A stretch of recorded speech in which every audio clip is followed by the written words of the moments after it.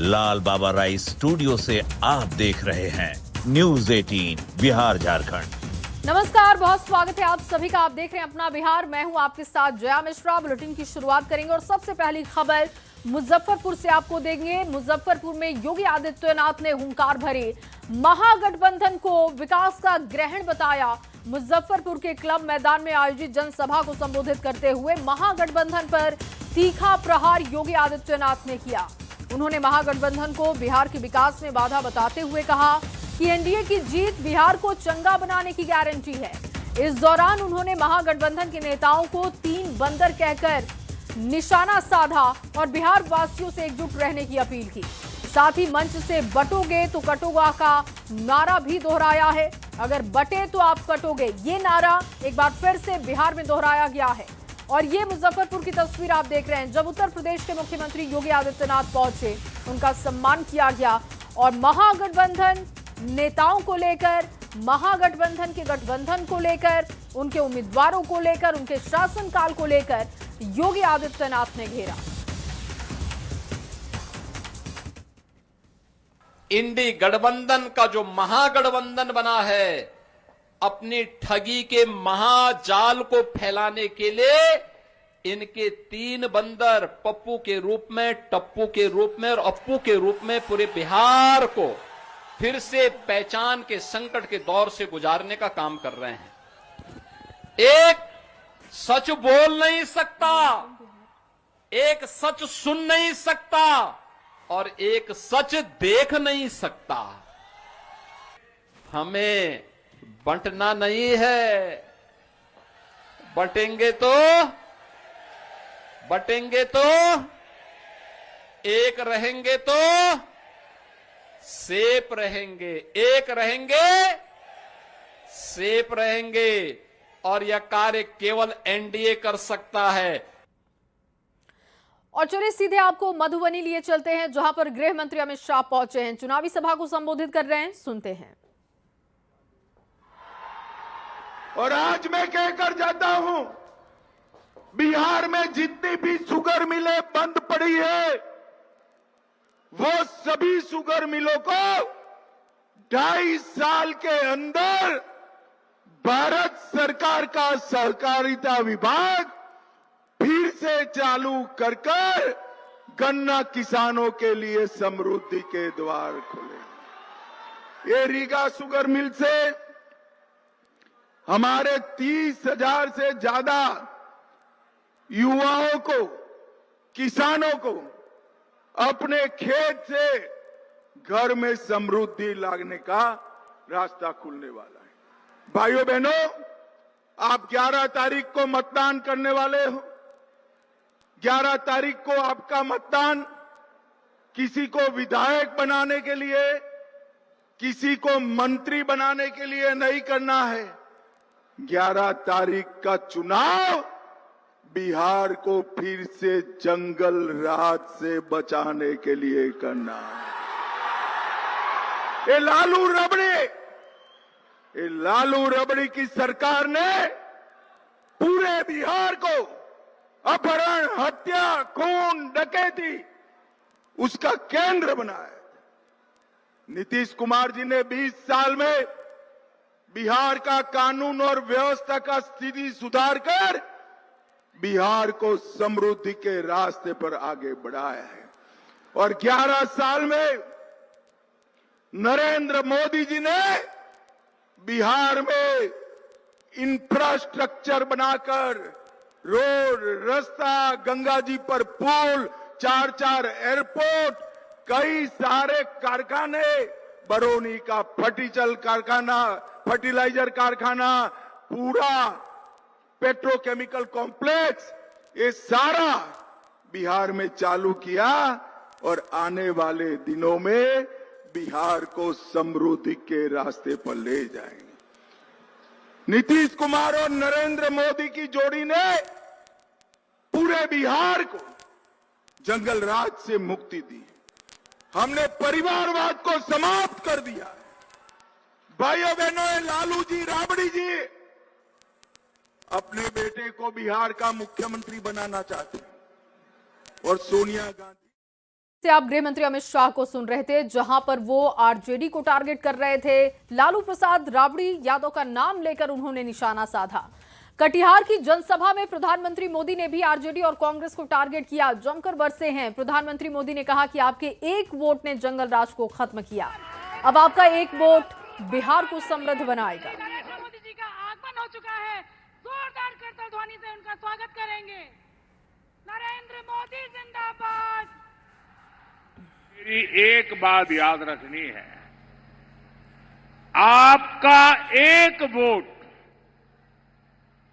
आपका एक वोट बिहार को जंगल राज से सुशासन राज में लाया है।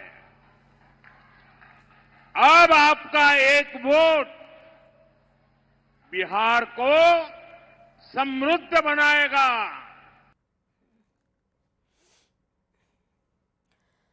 तो प्रधानमंत्री नरेंद्र मोदी ने कटिहार में एक बार फिर से जनता से अपील की है कि एनडीए की सरकार बनाए, आपका एक वोट बिहार को समृद्ध बनाएगा।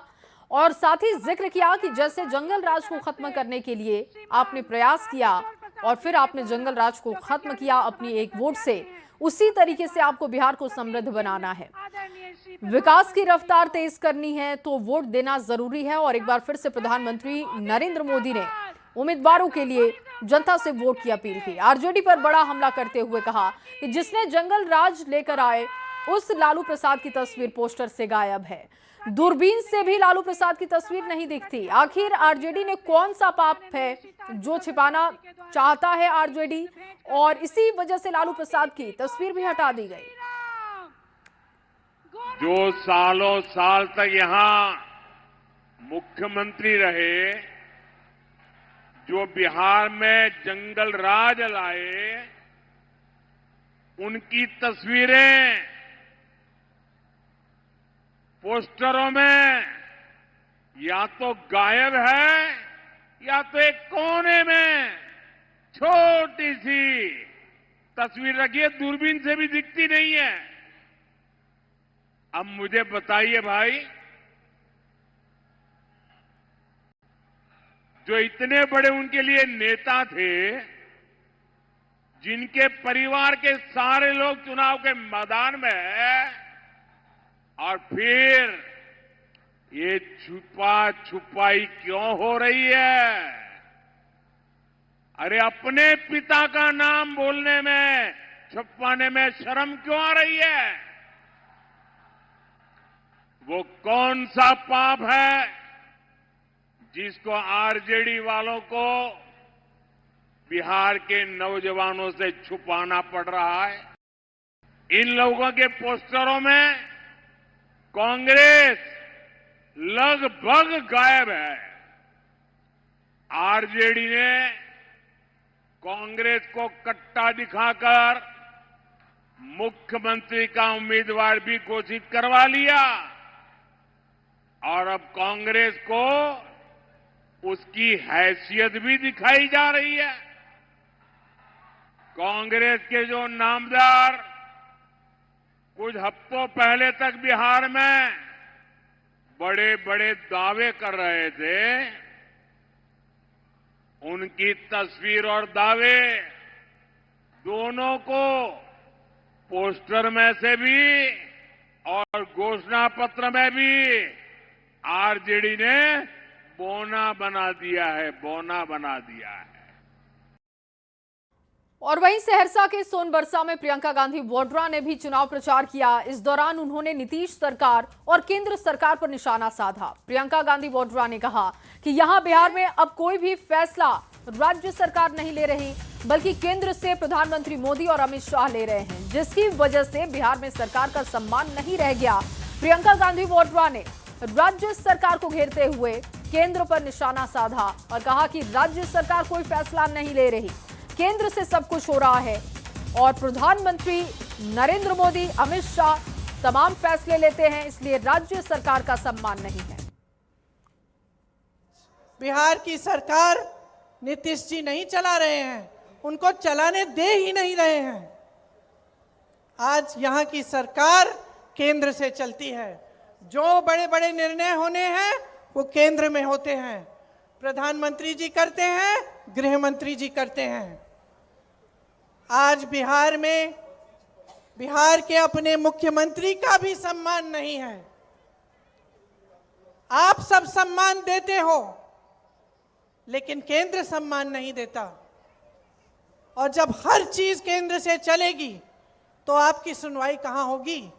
जब आपकी सीएम की सुनवाई नहीं हो रही है तब आपकी सुनवाई कहां हो रही है? और हाल के दिनों में कई ऐसे मौके आए जब विपक्ष के मंच से किसी न किसी नेता ने प्रधानमंत्री मोदी का अपमान किया हो, जिसको लेकर सहरसा के सोनबरसा में चुनाव प्रचार करने उतरी प्रियंका गांधी ने तंज कसते हुए कहा कि प्रधानमंत्री को एक अपमान मंत्रालय बनाना चाहिए।